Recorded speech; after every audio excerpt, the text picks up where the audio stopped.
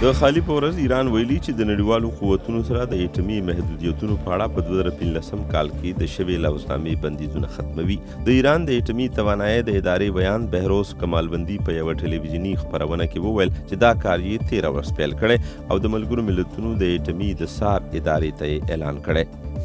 نوي سنټرفیوژونه ډیر جدید دي او د هغو سنټرفیوژونو به څو چنده زیات یورانیم غني کوي چې مخکې نه لګېدلي دي. کمالوندي ویلي چې ایران اوس د دې جوګه دی چې په زیات مقدار سره یورانیم غني کړي. د بریتانیې یوې پوځي بیړۍ په بهامس کې د ډورین سمندري طوفان له کبله ځپل شوو کورنو ته مرستې رسولي. څو ورځې مخکې راغلي ډورین سمندري طوفان د بهامس خلکو ته سخت ځاني او مالي زیانونه اړولي او ګڼ شمېر یې بېکوره کړي. تر دا مهال د دې طوفان له امله 43 کسان وژلي شوي او په سلګونو لا درکه دي.